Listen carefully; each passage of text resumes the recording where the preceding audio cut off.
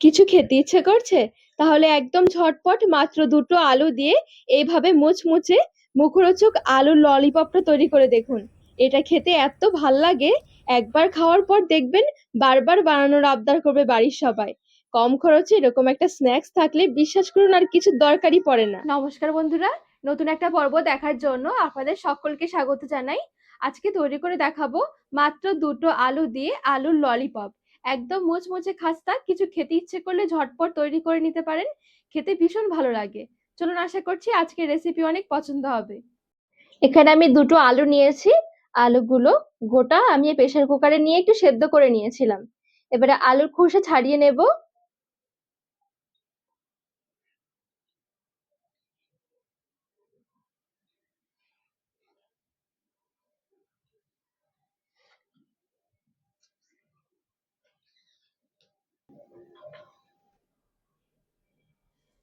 তো সুন্দর করে এখানে দুটো আলুর খোসা ছাড়িয়ে নিয়েছি। একটা ম্যাশারের সাহায্যে এবার আলুগুলো একটু ম্যাশ করে নিতে হবে।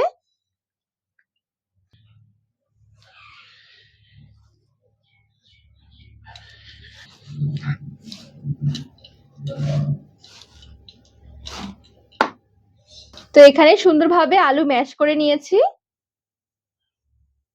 দিয়ে দিচ্ছি বেশ কিছুটা কুচনো পেঁয়াজ,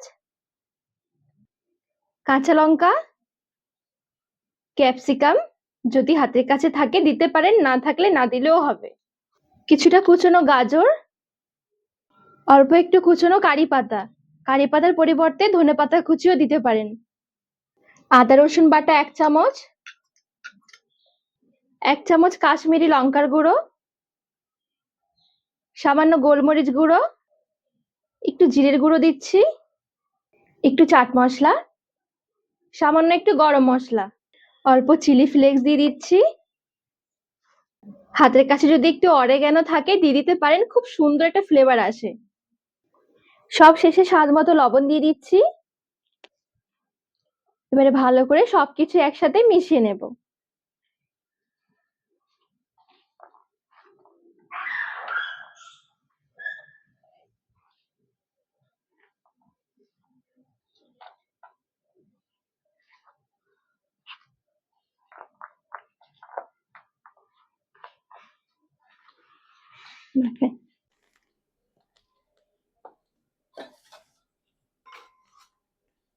আমি এখানে পেঁয়াজ রসুন দিয়ে তৈরি করছি। আপনারা যদি নিরামিষ ভাবে বানাতে চান সেক্ষেত্রে কুচনো পেঁয়াজটা আর রসুন বাটাটা বাদ দিতে পারেন। আর না হলে সবকিছু একই থাকবে, টেস্টটাও দেখবেন খুব সুন্দর আসবে। তো এখানে সবকিছু বেশ সুন্দরভাবে আমি এখানে মেখে নিয়েছি।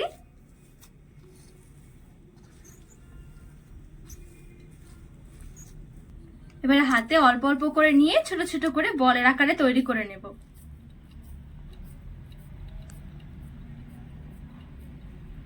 এই দেখুন, ঠিক এরকম করে।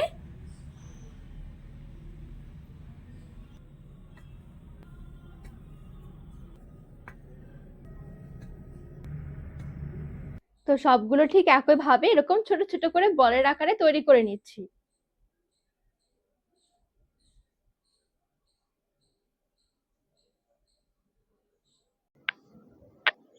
এবারে এদিকে একটা মিশ্রণ তৈরি করে নেব। 3 চামচ নিয়ে নিচ্ছি কর্নফ্লাওয়ার, 3 চামচ ময়দা, লবণ, গোলমরিচ গুঁড়ো, জল দিয়ে দিচ্ছি কিছুটা।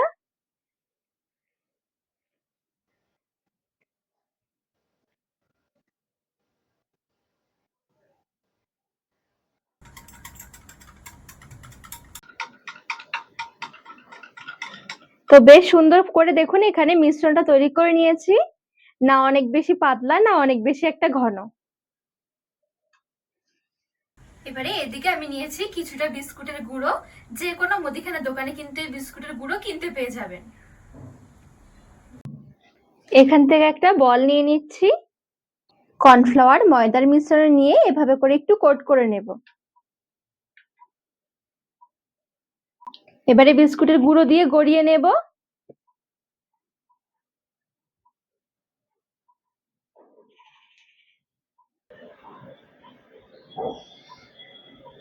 এই দেখুন ঠিক এভাবে করে তৈরি করে নিয়েছি।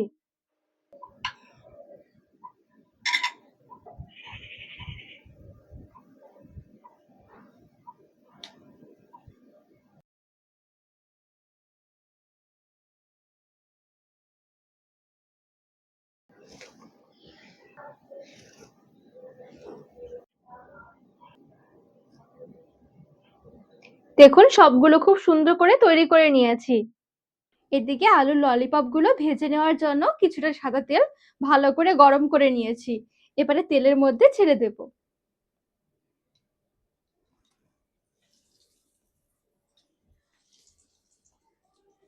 এগুলো ভাজতে খুব বেশি সময় লাগবে না, মিডিয়াম আঁচে ভাজতে হবে।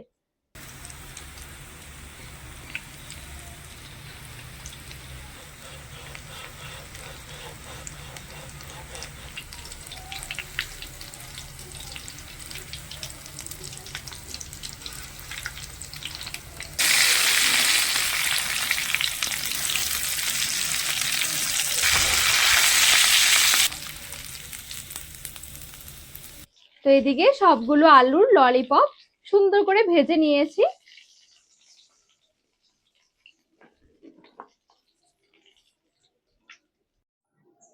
এবারে এই গরম গরম ললিপপের মধ্যে এরকম একটু ছোট ছোট করে কাঠি গুঁজে দিতে হবে, তাহলে দেখবেন একদম পুরো ললিপপের মতন দেখতে মনে হবে।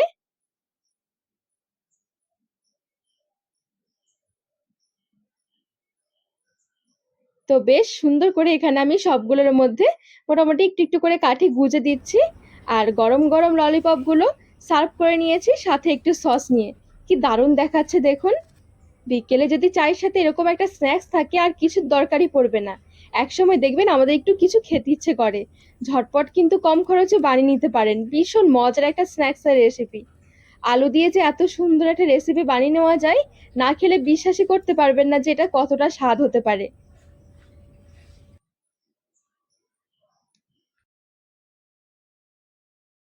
তো বন্ধুরা, আজকের রেসিপি আপনাদের কেমন লেগেছে অবশ্যই কমেন্ট করে জানাবেন। আর রেসিপি ভালো লাগলে চ্যানেলটিকে সাবস্ক্রাইব করে পাশে থাকার অনুরোধ রইল।